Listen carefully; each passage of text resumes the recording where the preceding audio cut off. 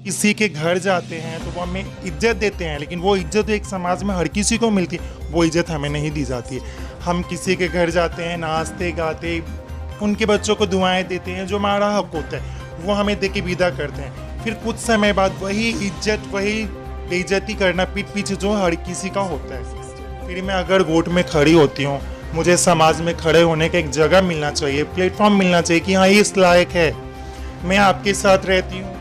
नमस्कार आदाब, मैं अनुप्रिया और आप जुड़ गए हैं द न्यूज वॉल के साथ। समाज के सबसे ज्यादा तिरस्कृत जो वर्ग होता है पुरुष और स्त्री के अलावा, वो है एक समुदाय किन्नर वर्ग, जिसके बारे में ना तो सरकार कुछ सोचती है और ना ही समाज के लोग कुछ सोचते हैं। लेकिन विधानसभा इलेक्शन इस समय सर पर है और विधानसभा इलेक्शंस को लेकर के जिस तरह से राजनीतिक दलें अपने अपने टिकटार्थियों के साथ खड़े हैं और राजनीतिक दलों के बाहर लोग टिकट मांगने के लिए खड़े हैं, वही समाज का उपेक्षित यानी किन्नर वर्ग अपने घर में ही बैठा हुआ है और बस यही कह रहा है कि जिए और जीने दो। चलिए हम जुड़ते हैं सीधे ट्रांसजेंडर कम्युनिटी के लोगों के साथ, किन्नर वर्ग के साथ। हम इस वक्त मौजूद हैं पटना, गीता गुरु गीता हाजी जो हैं उनके घर पे।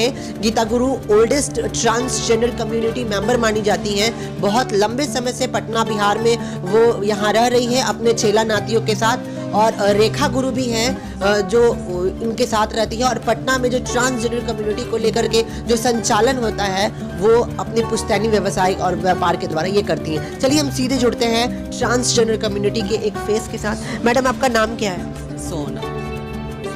मैम इस वक्त विधानसभा इलेक्शन सर के ऊपर है, सारे लोग अपने अपने सरकार का चयन कर रहे हैं। क्या लगता है विधानसभा चुनाव के बारे में?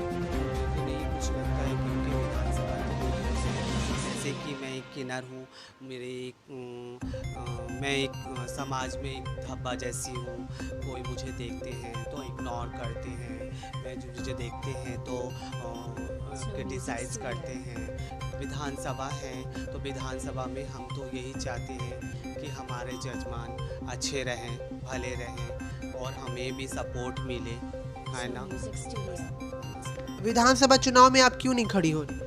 क्या करें, टिकट नहीं मिलता है। हम लोग थर्ड जेंटर है, थर्ड जेंटर को कोई किन्नर को कोई वोट करता है, कोई सपोर्ट नहीं करता है।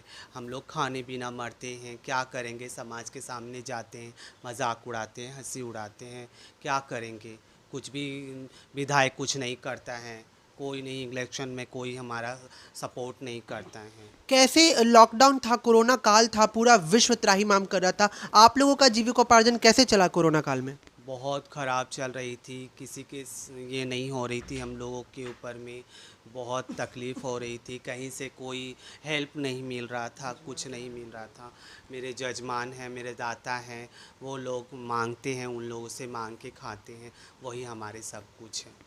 तो मतलब सारा कुछ जो आप लोग पुश्तैनी व्यवसाय कर रही हैं जजमान लोगों के साथ, उन लोगों के आधार से और उन लोगों का जो उन लोगों की तरफ से जो पैसा मिलता है, जो उसके आधार पर आप लोगों की जीवन शैली चल रही है। मोदी जी सारे लोगों के अकाउंट में पैसा भेज रहे थे, राशन भेज रहे थे, नवंबर तक का दावा किए थे। आप लोगों को क्या मिला सरकार के 20,000 करोड़ राहत पैकेज का? कुछ नहीं मिला, कुछ नहीं मिला हम लोगों को तो कुछ नहीं। सरकार बोला अकाउंट में ये आएगा, वो आएगा, वो आएगा, पर पक्का अकाउंट में कुछ नहीं मिलता है। बस कुछ भी नहीं, ज़ीरो ज़ीरो ज़ीरो और कुछ भी नहीं। आने वाले टाइम में विधानसभा चुनाव है, वोट देने जाएंगी? पहले ये बताइए। कैसे वोट देने जाएं, क्या करें। हम तो नहीं खा के मर रहे हैं। विधानसभा मेरे क्या कर रहे हैं, मुझे क्या हेल्प कर रहे हैं, मैं क्या करूं, बताइए। तो आपने देख लिया कि किस तरह से यहाँ पे विधानसभा इलेक्शंस को साफ तौर पे खंडन कर रही हैं ट्रांसजेंडर जो किन्नर हमारे साथ जुड़ी हुई हैं, क्योंकि इनकी जो रोज़मर्रा की ज़िंदगी है वो काफ़ी कष्टकारी है कहीं ना कहीं। एक और बात मैं आपको याद दिला दूं कि कोरोना वैश्विक महामारी में प्रधानमंत्री नरेंद्र मोदी ने 20,000 करोड़ की राहत पैकेज का ऐलान किया था, लेकिन वो पूर्ण रूप से खंडन दिखाई दे रहा है, वो फर्जीवाड़ा दिखाई दे रहा है किन्नर समुदाय के लिए, क्योंकि किन्नर समुदाय को तो उस राहत पैकेज का कोई लाभ ही नहीं मिला। हम जुड़ने वाले हैं एक और किन्नर बहन के साथ और हम जानने की कोशिश करेंगे कि इनका जीविकोपार्जन कैसे चल रहा है। विधानसभा इलेक्शन सर के ऊपर है, कैसे, पहले तो आप अपना जीवन शैली बताइए, कैसे जीविकोपार्जन कर रही हैं? कैसे बताऊँ हम लोग का जीवन कैसे चल रहा हो, तो हम लोग समझ रहे। मेरा जजमान जी बच के रहे, एसवी बाढ़मा, डकमांगला चौराहा, जमाल रोड, इजबिस्सा रोड, एसवी बाढ़मा रोड, मेरा जजमान तो बोला के दिए लॉकडाउन में।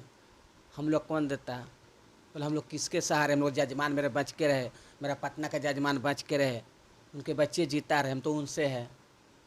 सरकार लगातार राहत पैकेज दे रहा है, लगातार राशन वितरण कर रहा है आम आवाम को, पुरुष स्त्री वर्ग को। किन्नर समुदाय क्यों अलग है? आपको क्या लगता है कि सरकार क्यों नहीं सुन रहा है? किन्नरों को कौन सुनेगा? किन्नरों का कौन सुनेगा? किन्नरों को कोई टिकट मिलेगा? किन्नरों को तो कोई ना सुनेगा। प्रधानमंत्री मोदी जी ने भी कुछ भी नहीं सुन रहा है। लॉकडाउन में किन्नर भूखे मर रहे हैं, हमको तो जजमान बोला बोला के दे रहा है, तो जजमाने के सहारे ना है हम, उनके बच्चे जीता रहे। तो विधानसभा इलेक्शन में पटना का तीसरे चरण में इलेक्शंस होने का तय हुआ है। वोट देने जाएंगी कि नहीं जाएंगी, पहले तो ये बताइए। अब कैसे बताओ? जो पार्टी हमको जानेगा समझेगा तो देखा जाएगा। तो मतलब ये है कि अगर कोई पर्टिकुलरली राजनीतिक पार्टी ट्रांसजेंडर यानी किन्नरों के हित में कोई कार्य करती है, तब शायद उम्मीद बनती है कि आप लोग बूथ पे जाएं और जाकर के मतदान करें। नीतीश कुमार 15 साल सरकार थे, फिर भी किन्नरों के लिए कुछ नहीं सोचा। 8 महीने से लॉकडाउन, फिर भी किन्नरों के लिए कुछ नहीं सोचा। जो पार्टी हमको समझेगा उसके। अच्छा, एक बहुत बड़ी बात सामने आ रही है। 15 साल बनाम 15 साल, यानी लालू जी का जो 15 साल था वो और नीतीश जी का जो 15 साल है वो, कितना अंतर देखने को मिलता है किन्नरों के लिए? बहुत दिल्ली आसमान का फ़र्क है, बहुत दिल्ली आसमान का फ़र्क है। क्या लालू जी के समय में किन्नर लोग का हालत बेहतर था? उनकी समय में तो बहुत अच्छा था किन्नर लोग का, बहुत अच्छे से जीते थे। हाँ, नीतीश कुमार जी तो 15 साल में सरकार बने, किन्नर के लोग तो एक नज़र भी नहीं देखे। से किन्नर लोग मेरा पटना का कैसा है, जी रहा है कि मर रहा है। तो आपने देखा साफ तौर पे कि कितना 15 साल बनाम 15 साल जो इस समय राजनीतिक पार्टियां जो कर रही हैं, उसमें आप साफ तौर पे देख सकते हैं कि किन्नर वर्ग भी राजद सुप्रीमो लालू प्रसाद यादव की तरफदारी करती दिखाई दे रही है। वो कह रही है कि लालू जी जब थे तो किन्नरों पे ध्यान दिया जाता है। तो अब हम और जो यहाँ पे किन्नर मौजूद है, जो ट्रांसजेंडर कम्युनिटी से लोग मौजूद हैं, उनके साथ जुड़ते हैं और उनसे भी जानने की कोशिश करते हैं कि क्या परिस्थितियाँ हैं इस वक्त और विधानसभा चुनाव में उनका क्या ओपिनियन है, वो खुद क्यों नहीं खड़ी हो रही हैं, क्या परेशानी है, क्यों नहीं विधानसभा चुनाव में आप खड़ी हो रही हैं? जी, मैं पटना से पुणे में यादव गीता रानी की पोती चेला बोल रही, रेखा गुरु की चेला। हम वोट में इंटरेस्ट रखे जब, क्योंकि समाज में हमें वो जगह नहीं मिल रही है। हम किसी रास्ते चलते तो हमें हिजरा छक्का कह के बुलाया जाता है। सेकंड बात, कोई हमें इज्जत की नज़र से नहीं देखता। थर्ड बात कि हमें अपने समाज का अंग नहीं माना जाता, क्योंकि मैं हूँ इसी समाज से। जिस समाज में ये हमारे आम आदमी है, पब्लिक है, उसी समाज से मैं भी हूँ। फिर भी हमें नज़र से इतना नीचा दिखाया जाता है कि मैं शायद उनकी इस समाज से हूँ ही नहीं।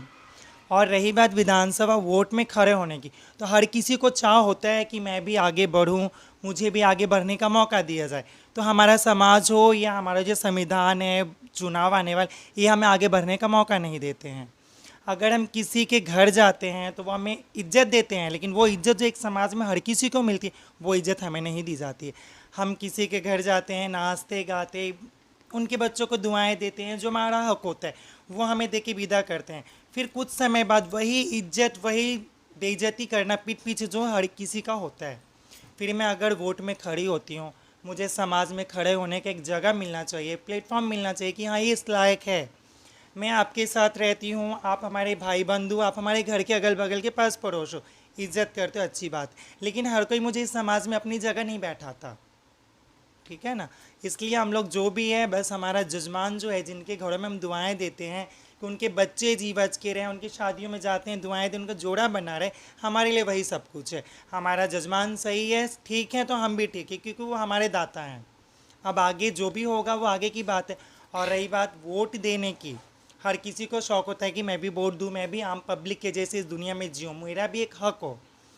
इस सरकार ने हमें किसी चीज़ की सुविधा नहीं। 8 महीने लॉकडाउन हो गए किन्नरों के लिए, किन्नर को ना 1 किलो राशन किसी ने दिया, चाहे वो कोई भी नेता हो या कोई भी मुखिया हो, कोई भी बात हो, कोई भी विधायक हो, ना किसी किन्नर के अकाउंट पे 100 रुपये आए, अदरवाइज जो भी हो। फिर रह गई बात कि हमारा जीविका कैसा चलता है। हम जाते हैं, दुआएं देते हैं, किसी के घर से हमें 200 भी मिलता है, किसी के घर से 500 भी मिलता है, बस हम उसमें खुश रहते हैं। इस 8 महीने के लॉकडाउन में हमारे जजमान डाक बंगला, फ्रीजो road, exhibition road, Jamal road, SP Verma road, police line, Bakarganj, Gandhi Maidan के जजमान हमारे जी बच के रहे, जिन्होंने 8 महीना तक मुझे एहसास नहीं होने दिया कि हम उनके नहीं हैं।